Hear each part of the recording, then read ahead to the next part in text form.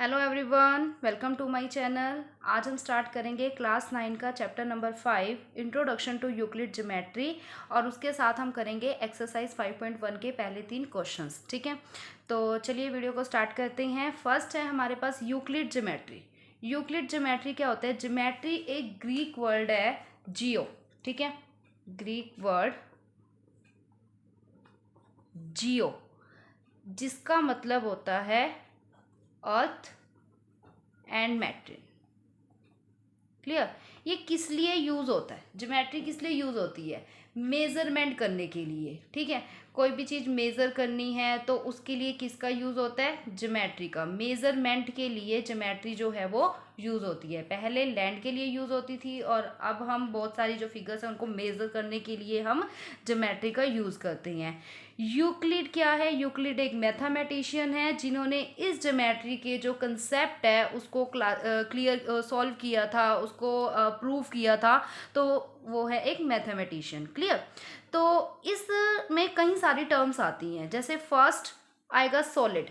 Solid क्या होता है? सॉलिड जैसे हम सॉलिड होते हैं जो 3 डायमेंशनल हो। ठीक है, जैसे हम एक क्यूबॉइड ले लेते हैं।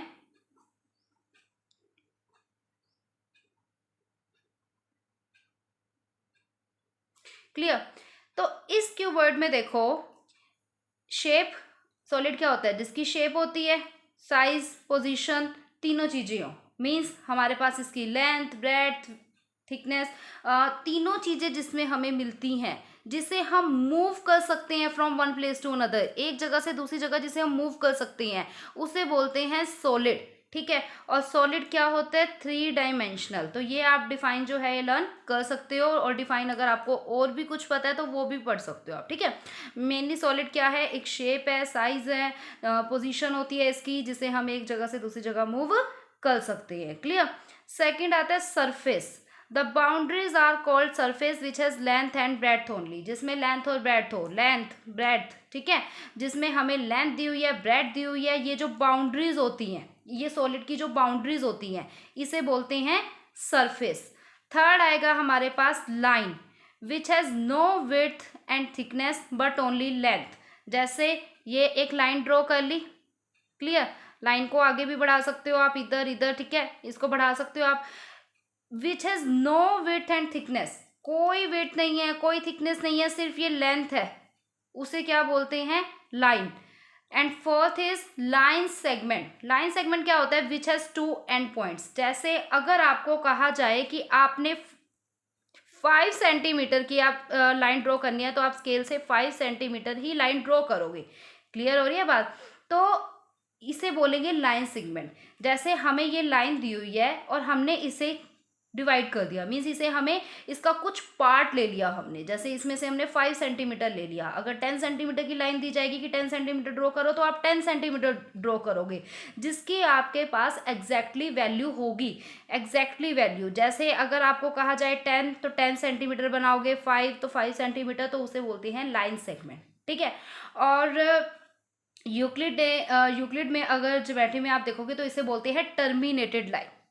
क्लियर? जिसे आप इनडेफिनेटली मूव कर सकते हो। ठीक है, दोनों साइड से बढ़ा सकते हो। सेकंड, फिफ्थ आगे point. It has no length, no width and no thickness. इसकी ना तो कोई, जैसे ये पॉइंट ले लिया, कहीं पर भी कोई भी पॉइंट ले लो, कोई लेंथ नहीं है, कोई विड्थ नहीं है, कोई थिकनेस नहीं है। जैसे इस फिगर में देखो तो ये पॉइंट्स हैं, ना कोई लेंथ, ना कोई विड्थ, ना कोई थिकनेस, तो उसे क्या बोलते हैं?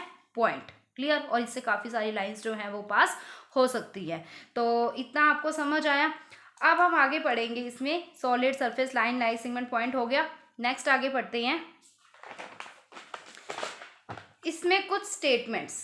ठीक है, कौन कौन सी स्टेटमेंट्स होती है? इसमें वो स्टेटमेंट्स आती हैं जो प्रूव्ड होती हैं, प्रूव्ड स्टेटमेंट। जैसे आपको अगर कहा जाए कि 2 + 2 4 है, 3 + 5 8 है। ठीक है, 3 + 4 जो है वो 8 के इक्वल नहीं है, क्योंकि 3 4 7 होते हैं, 7 8 के इक्वल नहीं है। तो जिसमें आपको पता है कि या ये ट्रू होगी या ये फॉल्स होगी। अब 2 + 2 4 है, इसको आप आज प्लस कर लो, 10 दिन बाद प्लस कर लो, साल बाद प्लस कर लो, 2 + 2 4 ही रहेगा, वो नहीं चेंज होगा। 3 + 4 8 नहीं हो सकते, वो 7 ही रहेंगे। तो जो स्टेटमेंट प्रूव्ड होंगी वो आएंगी। क्लियर।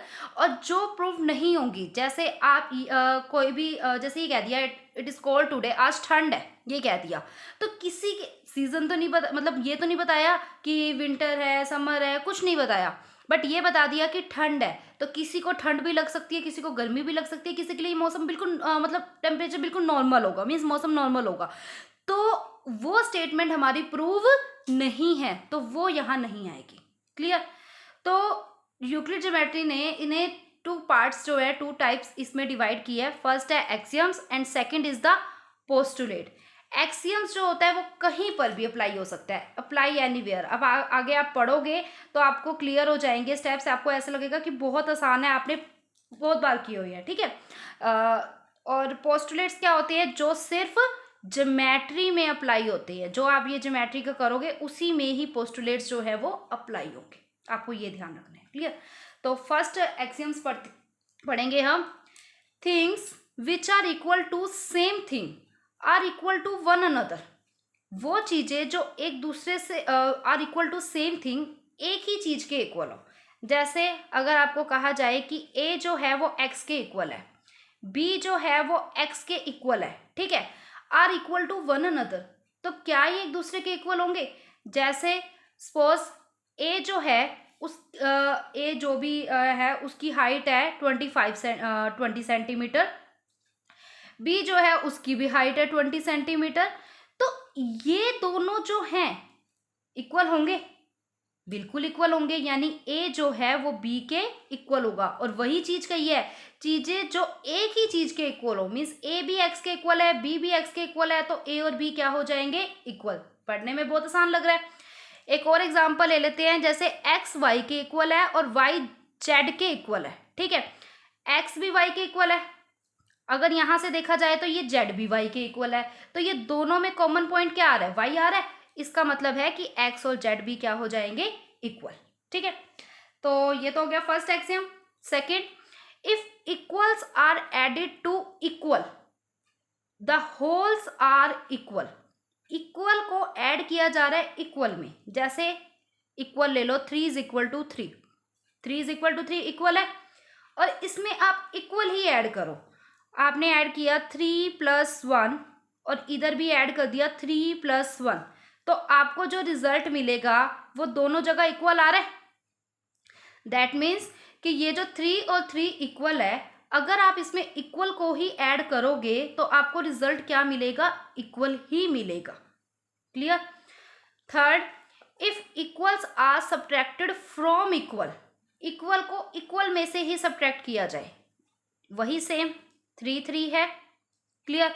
दोनों में से 1 सब्ट्रैक्ट कर दो तो आंसर क्या आएगा, 3 - 1 2, 3 - 1 2, तो आंसर भी क्या मिला, 2। यानी इक्वल को सब्ट्रैक्ट किया जा रहा है इक्वल में से, तो जो रिमाइंडर मिलेगा वो भी क्या आएगा, इक्वल ही आएगा। Fourth one is things which coincides with one another are equal to one another. जैसे आपने 2 सर्कल ले लिए, ये 2 सर्कल ले लिए, ठीक है, कोइंसाइड्स विद वन अनदर, क्या ये इक्वल होंगे। जैसे अब ये 2 सर्कल है, अगर मैं इस सर्कल को इस सर्कल के ऊपर रखूं तो ये दोनों सर्कल इक्वल होंगे। 2 ट्रायंगल ले लो सेम, ठीक है, सेम हमने 2 ट्रायंगल ले लिए। क्लियर।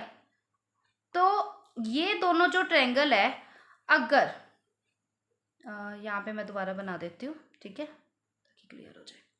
ये जो 2 ट्रायंगल है, अगर इन दोनों ट्रायंगल को एक दूसरे के ऊपर रखा जाए, एक दूसरे को क्या ये एक दूसरे को ढक देंगे।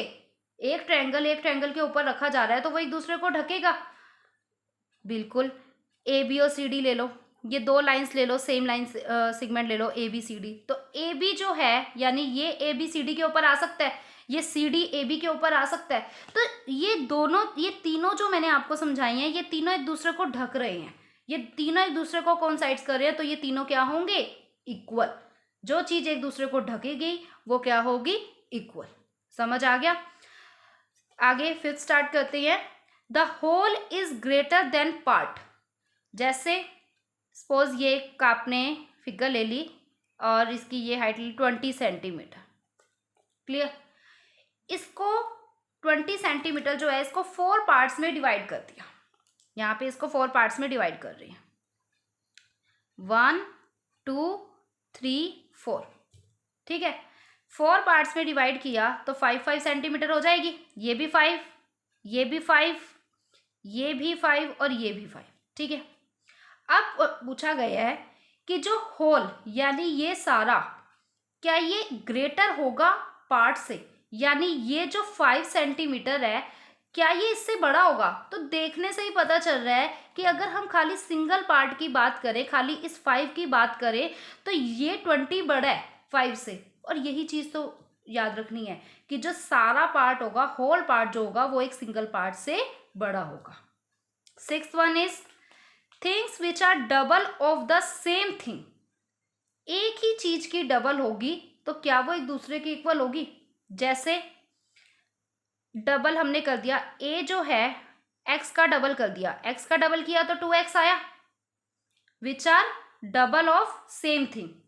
तो बी जो है वो भी हमने एक्स का डबल कर दिया, मतलब दो थिंग्स ले ली, ए और बी ले ली, और उन्हें एक ही चीज से डबल किया, मतलब एक्स का डबल किया 2x आया, एक्स का डबल किया 2x आया। ध्यान से पढ़ना, ये things which are double of same thing, ये एक ही चीज की डबल है। ए भी एक्स का डबल है, बी भी एक्स का डबल है, are equal to one another. तो क्या ये दोनों इक्वल होंगी? अभी फर्स्ट में ही हमने किया था कि अगर ए एक्स के इक्वल है, बी एक्स के इक्वल है, तो ए बी इक्वल है। तो सेम थिंग, बस इसमें डबल आ गया। तो क्या यहाँ पर ए और बी इक्वल होंगे? बिल्कुल इक्वल होंगे। क्लियर? ये हो गए इसके 6 एक्सियम्स। अब हम बात करेंगे 7th वाले की। Things which are half of same things are equal to one another. चीजें जो एक ही चीज का हाफ हो, यानी ए जो है वो एक्स का हाफ है, बी जो है वो एक्स का हाफ है। ठीक है, तो क्या ये दोनों इक्वल होंगी? ए और बी इक्वल होंगी? बिल्कुल इक्वल होंगी। जब डबल वाली इक्वल है, सिंगल वाली इक्वल है, तो ए और बी यहाँ भी तो इक्वल होंगी। तो इसमें एक चीज मैं आपको और बताऊंगी, ये आपके एक्सियम्स हो गए। ठीक है, जो आपका ये 5th चैप्टर है ना, इसमें ज्यादातर थ्योरी के क्वेश्चंस आते हैं। ठीक है, थ्योरी से, तो इसीलिए आपको इंट्रोडक्शन में यही समझाया जाए ताकि आपको सारे कंसेप्ट्स जो हैं वो समझ आ जाए। तो अगर आपको ये कंसेप्ट समझ आ रहे हैं तो आप इजीली आंसर दे सकते हो। क्लियर? तो एक्सियम्स हो गए। पोस्टुलेट्स की बात करते हैं। अ स्ट्रेट लाइन में be drawn from any one point two another point. एक पॉइंट से दूसरे पॉइंट से, जैसे एक पॉइंट ये ले लिया, दूसरा पॉइंट ये ले लिया, तो क्या यहाँ से एक स्ट्रेट लाइन ड्रॉ हो रही है? बिल्कुल हो रही है स्ट्रेट लाइन। देखो, 2 पॉइंट्स चाहिए एक स्ट्रेट लाइन को ड्रॉ करने के लिए, एक पॉइंट तो 2 पॉइंट्स, यानी ये लाइन सेगमेंट बन गई। तो एक स्ट्रेट लाइन, अगर एक पॉइंट इधर दिया हुआ है, एक पॉइंट इधर दिया हुआ है, और अगर हम इसकी मेजरमेंट कर लें तो ये लाइन सेगमेंट बन गई। तो स्ट्रेट लाइन जो है वो क्या यहाँ से ड्रॉ हो सकती है? बिल्कुल ड्रॉ हो सकती है। सेकेंड, अ टर्मिनेटेड लाइन। मैंने बताया था कि लाइन सेगमेंट जो होती है उसे टर्मिनेटेड लाइन बोलते हैं। ये एक टर्मिनेटेड लाइन है। ठीक है, क्या आप इसे प्रोड्यूस कर सकते हो इनडेफिनेटली? डेफिनेटली का उल्टा इनडेफिनेटली। तो क्या आप इसको इनडेफिनेटली इधर से बढ़ा सकते हो? बिल्कुल बढ़ा सकते हैं इनडेफिनेटली। ठीक है, a circle can be drawn with any one centre and any one radius. ठीक है, एक सर्कल जो होता है वो ड्रॉ हो सकता है किसी भी सेंटर या किसी भी रेडियस से। तो यहाँ पर देखो, अगर आपको रेडियस दी होगी, रेडियस अगर आपको दी हुई है तो आप बिल्कुल ही सर्कल तो ड्रॉ कर ही सकते हो रेडियस से, विद एनी रेडियस। रेडियस से ही तो सर्कल ड्रॉ होता है। जैसे अगर आपको एक सेंटर दिया हुआ है कि आपने यहाँ पर सर्कल बनाना है, अपनी कंपास को खोलो, कंपास को खोलोगे, जितनी कंपास खोलोगे वो आपकी रेडियस हो जाएगी। जैसे आपने इतनी रेडियस खोल ली और इसी रेडियस के हिसाब से क्या बना दिया? सर्कल। क्लियर? तो रेडियस ही तो चाहिए होती है सर्कल को ड्रॉ करने के लिए। 4th one is all right angles are equal to one another. Right angle कौन से होते हैं? जो 90 डिग्री के होते हैं। जैसे हमने ये एंगल ले लिया, ये भी क्या है? 90 डिग्री। एक दूसरा एंगल और ले लिया हमने, वो भी क्या है? 90 डिग्री। यानी ये लाइन जो है वो इस पर परपेंडिकुलर है, ठीक है। तो जब ये लाइन इस पर परपेंडिकुलर हो रही है तो ये 90 डिग्री का एंगल बना रही है, राइट एंगल बन रहा है। तो राइट एंगल जैसे भी होंगे वो एक दूसरे के इक्वल होंगे, बिल्कुल इक्वल होंगे। इस चीज़ से कोई कोई मतलब ये चीज़ आपने नहीं देखनी कि ये लाइन कितनी है, ये कितनी है, ये कितनी है, ऐसा कुछ नहीं देखना। आपने सिर्फ ये देखना है कि ये इस पर परपेंडिकुलर है, 90 डिग्री का एंगल बना रही है, तो ये इक्वल होंगे। हो गया फोर्थ। फिफ्थ वन, फिफ्थ जो है उसे बिल्कुल ध्यान से समझना, क्योंकि ये आगे आपके क्वेश्चन में भी आएगा। If a straight line following on two straight lines, हमने दो लाइंस ले ली, एक ऐसे ले ली और एक ऐसे ले ली, ठीक है। A straight line following on two straight line, दो लाइंस ले ली। ये तो नहीं कहा कि ऐसे होनी चाहिए, ऐसे होनी चाहिए, पैरेलल होनी चाहिए, कुछ नहीं दिया हुआ अभी। ये दो लाइंस ले ली, इन पर एक लाइन जो है वो फॉल हो रही है, यानी एक लाइन इन पर गिर रही है। Makes the interior angle on the same side of it taken together less than two right angles. जो इनके ये इंटीरियर एंगल्स बनेंगे, इंटीरियर एंगल्स ये सेम लाइन पर ये वाले एंगल्स होते हैं, इसके ये और इधर ये वाले, ठीक है। तो ये जो एंगल्स हैं वो दो राइट एंगल, राइट एंगल क्या होता है 90 डिग्री, 90 डिग्री वाले दो एंगल यानी 180 डिग्री। तो क्या ये 180 डिग्री से कम होंगे? जैसे हमने ये ए और बी ले लिया, तो क्या ये ए और बी जो है वो 180 से कम होगा? क्लियर। इफ प्रोड्यूस्ड इनडेफिनेटली, अगर इन्हें बढ़ा दिया जाए, देखो यहां से बढ़ा दिया, इसको यहां से बढ़ा दिया, produced indefinitely meet on that side, तो क्या ये किसी साइड पर मिल रहे हैं? बिल्कुल यहां मिल रहे हैं। On which the sum of angle is less than two right angle, और इन दोनों का इस साइड का जो सम है क्या वो 180 डिग्री से कम होगा? राइट एंगल मीन्स 90 डिग्री और टू राइट एंगल 90 90 के दो राइट एंगल, तो क्या हो जाएगा 180। तो क्या ये 180 से कम होगा? तो इसके लिए मैं आपको एक पॉइंट बताऊंगी कि अगर आपकी लाइंस, जैसे दो पैरेलल लाइंस ले ली आपने, इन लाइंस को आप कहीं भी बढ़ा लो, इधर बढ़ा लो, इधर बढ़ा लो, कहीं भी बढ़ा लो, ये लाइंस आपकी नहीं मिलेगी। नोटबुक पे कहीं बढ़ा लो, बोर्ड पे कहीं, कहीं नहीं मिलेगी। ये पैरेलल लाइंस है जो एक दूसरे को इंटरसेक्ट नहीं कर रही। और अगर आप इन पर एक लाइन फॉल करेगी तो ये एंगल और ये एंगल, ये एंगल और ये एंगल, तब ये 180 के इक्वल आएगा, ठीक है, इनका सम। बट अगर ये आपस में मिलती हैं, इंटरसेक्ट करती हैं, तो ये हमेशा 180 से कम आएगा। अब आप इन लाइंस को बढ़ा लो, ये लाइन इधर ले जाओ, ये लाइन इधर ले जाओ, ये कभी नहीं मिलेगी, ना ही पैरेलल है और ये कभी भी नहीं मिलेगी। क्लियर। सो जब भी लाइंस इंटरसेक्ट हो रही हैं, आगे बढ़ के इंटरसेक्ट हो रही हैं, वो पैरेलल नहीं है, दैट मीन्स वो 180 से कम होगी, उनका जो सम होगा वो 180 डिग्री से कम होगा दोनों एंगल्स का। क्लियर हो गया। तो अब एक्सरसाइज स्टार्ट करते हैं। Which of the following statements are true और फॉल्स, गिव रीजन। आपने स्टेटमेंट बतानी है ट्रू या फॉल्स है और उसका रीजन भी देना है। Only one line can pass through a single point, एक पॉइंट ले लो, पॉइंट का नाम दे दिया पी, इससे सिर्फ एक ही लाइन ड्रॉ होगी। देखो अब ड्रॉ करके, ये देखो ये लाइन ड्रॉ हो रही है, इससे ये वाली लाइन ड्रॉ हो रही है, ये लाइन ड्रॉ हो रही है इससे, ठीक है, ये वाली लाइन ड्रॉ हो रही है, और भी कितनी सारी, ये लाइन ड्रॉ हो रही है, कितनी सारी लाइंस एक ही पॉइंट से ड्रॉ हो गई। तो क्या ये ट्रू होगा? ये फॉल्स है। फॉल्स क्यों है? उसका रीजन क्या दोगे? Because many lines can pass through single point, ठीक है, वही रीजन आपने दे देना, सिंगल पॉइंट। क्लियर हो गया। Second, there are infinite number of lines which pass through two distinct point. दो पॉइंट्स दिए हुए हैं, तो इनसे इनफाइनाइट, इनफाइनाइट मीन्स अनगिनत, बहुत सारी, क्या बहुत सारी लाइंस इनसे पास होती हैं? नहीं। अगर सिंगल पॉइंट दिया होगा तो काफी सारी लाइंस पास होंगी, बट अगर आपको दो पॉइंट दिए हुए हैं तो उनसे सिर्फ एक ही लाइन पास होगी, तो ये भी क्या हो जाएगा आपका? फॉल्स। फॉल्स क्यों है? उसने पूछा है कि इनफाइनाइट नंबर ऑफ लाइन पास होगी, नहीं, ओनली वन लाइन, केवल एक ही लाइन पास होगी, ठीक है। रीजन मैंने यहाँ लिख दिया कि एक ही लाइन पास होगी दो डिस्टिंक्ट पॉइंट से। क्लियर। तो दोनों पार्ट हो गए, थर्ड पार्ट करते हैं आगे। A terminated line can be produced indefinitely on both side, definitely का उल्टा, एक टर्मिनेटेड लाइन ले लो, लाइन सेगमेंट, ठीक है। तो इससे दोनों साइड से, ये आपका एक्सियम भी है, उसमें भी आपको बताया था कि एक टर्मिनेटेड लाइन जो है उसे हम इंडेफिनेटली प्रोड्यूस कर सकते हैं दोनों साइड से, तो यही चीज है इसमें, बस यही तो बताना है। तो आंसर क्या आएगा? ट्रू,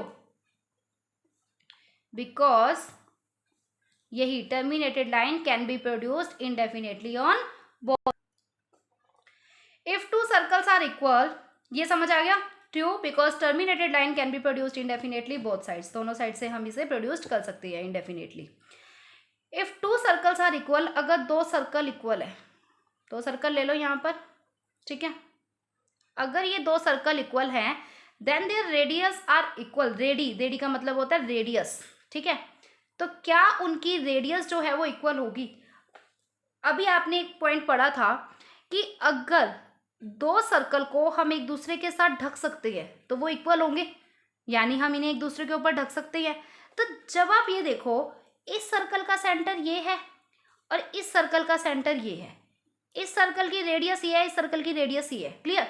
तो अगर आप इसके ऊपर ये सर्कल रखोगे तो सेंटर से सेंटर मिलेगा, रेडियस से रेडियस मिलेगी, तो क्या उनकी रेडियस इक्वल होगी? बिल्कुल इक्वल होगी। कि अगर दो सर्कल इक्वल है इसका मतलब वो एक दूसरे को कोइंसाइड्स कर रहे हैं और तब उनकी रेडियस भी क्या हो जाएगी? इक्वल। तो आंसर क्या आएगा? ट्रू। इसमें एक चीज और समझो, if two circles are equal then their radius equal from relation, relation से इक्वल होगी। रिलेशन से इक्वल कैसे होगी? जैसे अगर ये आर इक्वल हो गया, दोनों कोइंसाइड कर रही है, ये दोनों इक्वल है, इक्वल होने के बाद ये रिलेशन से कैसे इक्वल होंगे कि अगर इसका एरिया निकालोगे पाई आर स्क्वायर आया, इसका निकालो पाई आर स्क्वायर आया, तो रेडियस सेम है, यानी ये 7 है, ये 7 है, तो दोनों का आंसर भी क्या आएगा? सेम आएगा। तो ये रिलेशन से भी क्या हो जाएंगी? इक्वल, ठीक है। वीडियो लंबी जरूर हो जाएगी बट आपको कंसेप्ट जो है वो अच्छे ढंग से समझ आ जाएंगे।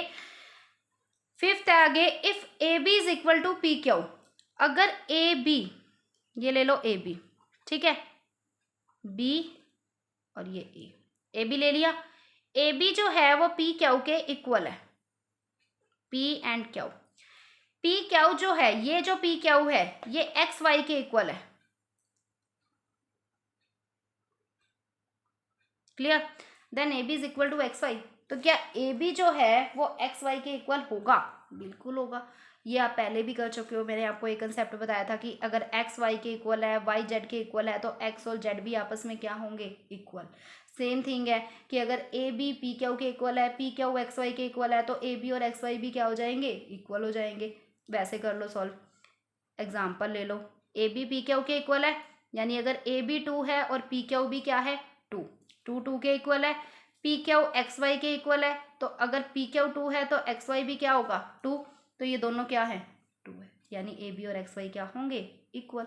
तो आंसर क्या आएगा? ट्रू। और आगे इसका रीजन दे दो। रीजन क्या है कि things which are equal to same side are equal to one another, ये आपका एक्सियम था जिसमें अगर कोई भी चीज किसी एक साइड के इक्वल है, यानी ए बी जो है वो एक्स वाई के इक्वल है, पी क्यू जो है वो भी एक्स वाई के इक्वल है, तो ए बी और एक्स वाई इक्वल होंगे। तो अगर सेम साइड के इक्वल है तो वो दोनों एक दूसरे के इक्वल होंगे। तो आपका फर्स्ट क्वेश्चन कंप्लीट हो गया। अब हम स्टार्ट करेंगे क्वेश्चन नंबर सेकंड। बताया था मैंने कि थ्योरी वाले क्वेश्चन ज़्यादा आएंगे, जैसे डेफिनेशंस आ सकती हैं इसमें आपके पास, ठीक है। Give a definition for each of the flowing terms, हमें कुछ टर्म्स दी होंगी, मैंने यहाँ डेफिनेशन लिख दी है, आप अपने अकॉर्डिंग जो आपको डेफिनेशन जो मतलब पॉइंट्स क्लियर हो वो लिख सकते हो। Are there other terms that need to be defined first, तो क्या कुछ और भी टर्म्स है जिन्हें आप फर्स्ट डिफाइन कर सकते हो? What are they and how might you define them, ये तो आपको कुछ टर्म्स दी हुई हैं, और इसके अलावा और कौन सी टर्म्स है जो आप डिफाइन कर सकते हो वो आप देख लेना। फर्स्ट है पैरेलल लाइंस। पैरेलल लाइंस अभी बताया था कि जो एक दूसरे को इंटरसेक्ट नहीं करती, the lines that never intersect each other, जैसे ये लाइन ले ली ए बी, ठीक है, और ये लाइन ले ली आपने सी डी, तो ये लाइन जहां मर्जी ले लो, नोटबुक पे ले लो, बोर्ड पे ले लो, कहीं मर्जी ले लो, ये लाइन एक दूसरे को इंटरसेक्ट नहीं करेंगी, कभी नहीं करेंगी। तो the lines that never intersect each other are parallel lines. Second है परपेंडिकुलर लाइंस। दो लाइंस एक दूसरे की परपेंडिकुलर कब होंगी? जब एक दूसरे को इंटरसेक्ट करेंगी। लाइंस ले ली, जब ये लाइंस एक दूसरे को एक पॉइंट पर इंटरसेक्ट करेंगी, यानी ये एक पॉइंट ले लिया ओ, ठीक है, ये ए बी है, ये पी क्यू है, ये दोनों एक दूसरे को इंटरसेक्ट कर रही हैं, तो ये क्या बन जाएंगी, perpendicular and make right angle, और राइट एंगल बना रही हैं, ठीक है, ये राइट एंगल बना रही हैं, तो ये क्या होंगी, परपेंडिकुलर। तो आपको यही ध्यान रखना है, जब वो एक दूसरे को इंटरसेक्ट करेंगी, राइट एंगल बनाएंगी, तो वो लाइन क्या हो जाएंगी, परपेंडिकुलर। और परपेंडिकुलर के लिए अभी आपने ये वाला एग्जांपल दिया था कि ये लाइन जो है वो इस पर 90 डिग्री का एंगल बना रही है, इस पर परपेंडिकुलर है, 90 डिग्री का एंगल बना रही है, तो ये दोनों क्या है, perpendicular lines. Clear. Line segment, a line that has 2 and points. बताया था लाइन सेगमेंट, लाइन तो जितनी मर्जी ड्रॉ कर लो, जो लाइन सेगमेंट है उसमें हमारे पास एक एग्जैक्टली वैल्यू होती है, एग्जैक्टली वैल्यू, कि जैसे ए बी हमने ले लिया 5 सेंटीमीटर, तो वो 5 ही लेंगे हम, ठीक है, तो जिसमें एग्जैक्टली हमें वैल्यू दी होगी वो होती है line segment. Radius, the line segment that has 1 and point on centre and other and point on circle. Radius किसे कहते हैं, जैसे ये सर्कल है, ठीक है, और ये क्या है इसकी रेडियस। रेडियस कितनी भी हो सकती है सर्कल में, ये, और अगर सर्कल आपने इक्वल होंगी रेडियस, ठीक है, तो सर्कल में कितनी भी रेडियस, क्या है इसका रीजन, इसका डेफिनेशन इसकी क्या बनेगी कि एक पॉइंट तो इसका सर्कल पे है और दूसरा पॉइंट सर्कल के एंड पॉइंट पे है, यानी यहाँ, वो यहाँ भी हो सकता है, यहाँ भी हो सकता है, यहाँ भी हो सकता है, तो एक ऐसी लाइन सेगमेंट, और हमें पता होगा जितना हम सर्कल ड्रॉ करें, हमें पता है कि हमने 2 सेंटीमीटर रेडियस का सर्कल ड्रॉ करना है, 5 सेंटीमीटर का सर्कल ड्रॉ करना है, तो वो हमारी लाइन सेगमेंट होगी कि उसकी हमें वैल्यू पता है। The line segment that has 1 and point on centre and other and point on circle, उसे क्या बोलेंगे हम, रेडियस, ठीक है। और आपके पास और भी कुछ है इसमें डिफाइन करने के लिए, लाइन है, लाइन हो गई, सरफेस, सॉलिड, कितनी सारी चीजें थी, पॉइंट हो गया, तो हम उन सबको भी डिफाइन कर सकते हैं, लाइन हो गया, पॉइंट हो गया, ठीक है, तो बहुत सारी चीजें हैं, उन्हें भी हम डिफाइन कर सकते हैं। क्लियर। लाइन क्या होती है, जिसको आप इधर उधर दोनों जगह से बढ़ा सकते हो, पॉइंट जिससे बहुत सारी लाइंस मिलती है, जिसकी कोई आपके पास वेट थिकनेस नहीं होती, ठीक है। First one is square. Square क्या होता है, a quadrilateral in which all sides and all angles are equal. Square तो आप पहले भी पढ़ चुके हो, जिसकी सारी साइड्स जो होती हैं वो इक्वल होती हैं, ठीक है। जैसे आपने ये स्क्वायर ले लिया, अगर ये 2 है, ये 2 है, ये 2 है, ये 2 है, सारी साइड्स क्या है, इक्वल है, सारे एंगल्स 90 डिग्री है, ठीक है, एक दूसरे पर पेंडिकुलर ड्रॉ हो रहे हैं, 90 डिग्री के एंगल बन रहे हैं, तो जिसके सारे साइड्स, क्वाड्रिलेटर क्या होता है, अच्छा 4 साइडेड फिगर, जो 4 साइडेड फिगर होगी उसे क्वाड्रिलेटर बोलेंगे। Quadrilateral in which all sides and angles are equal, जिसकी सारी साइड्स और एंगल्स इक्वल होंगे उसे क्या बोलते हैं, स्क्वायर, ठीक है। डिफाइन है, अच्छे ढंग से लर्न कर लेना डिफाइंस को। Second question complete, third question पे आ जाओ आगे। Consider 2 postulates given below, given any 2 distinct points A and B.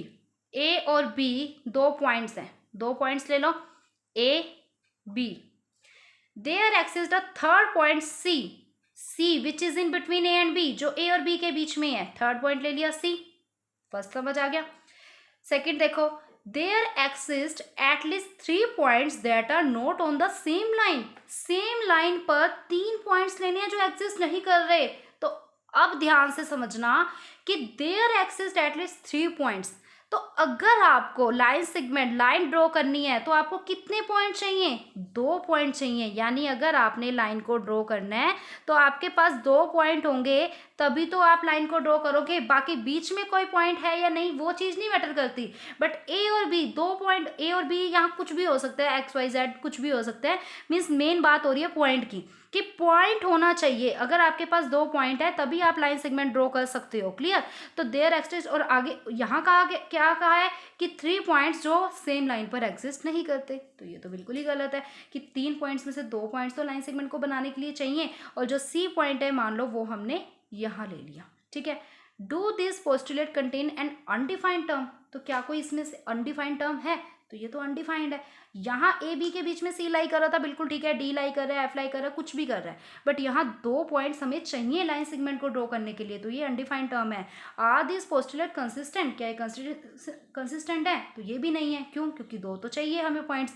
Do they follow from Euclid postulate, क्या यूक्लिड पोस्टुलेट में आपने ऐसा पढ़ा है कि 2 पॉइंट्स अगर ना भी हो तो भी आप लाइन ड्रॉ कर सकते हो, तो ये ऐसा नहीं पढ़ा हमने, तो इसको एक्सप्लेन करके लिखो। तो आप एक्सप्लेन करके इसको कैसे लिख सकते हो वो देखो। एक्सप्लेन करके हम इसको ऐसे लिखेंगे। सबसे पहले क्वेश्चन क्या पूछा गया है कि क्या ये अनडिफाइंड टर्म जो है उसे कंटेन कर रहे हैं, तो यस दीज पोस्टुलेट्स, ये जो पोस्टुलेट्स हैं कंटेन अनडिफाइंड टर्म। पहले तो इसी का यही आंसर दे दो, ठीक है। सेकंड आंसर, क्या ये कंसिस्टेंट है? Are this postulate consistent? तो क्या लिखोगे यहाँ? Yes, they are consistent.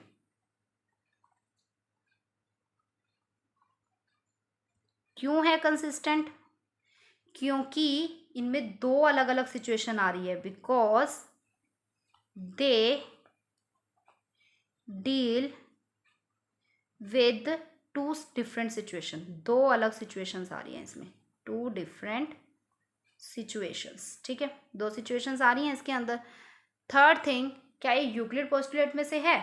No, they do not follow. ध्यान से समझना, एक एक का आंसर देना है आपने। यूक्लिड तभी आपको मार्क्स मिलेंगे, अदरवाइज मार्क्स नहीं मिलेंगे, कंप्लीट मार्क्स नहीं मिलेंगे। Do not follow Euclid postulate, ठीक है। अब एक चीज और ध्यान रखना, एक इसमें हम एक्सियम लिखेंगे। 5.1 एक्सियम है कि 2 पॉइंट्स होने चाहिए एक लाइन को पास करने के लिए, ठीक है। पोस्टुलेट भी है आपके पास, तो उसमें क्या था कि अगर स्ट्रेट लाइन ड्रॉ करनी है, कोई लाइन ड्रॉ करनी है, तो आपके पास 2 पॉइंट्स होने चाहिए। और वही चीज़ इसमें है कि अगर आपको 2 पॉइंट्स दिए हैं तो आप लाइन ड्रॉ कर सकते हो। सी है नहीं है, डी है नहीं है, वो कोई फ़र्क नहीं पड़ता। तो ये जो पोस्टुलेट है ये अनडिफाइंड टर्म्स हैं और ये कंसिस्टेंट भी हैं, ठीक है। तो ये 3 क्वेश्चंस हो गए और इंट्रोडक्शन हो गया। आई होप कि आपको ये कंसेप्ट समझ आए होंगे। वीडियो पसंद आई है तो वीडियो को लाइक करना, मेरे चैनल पर नए हो तो चैनल को सब्सक्राइब करना, और अगर आपको इससे रिलेटेड कोई भी डाउट है तो आप मुझे कमेंट कर सकते हो। Thank you.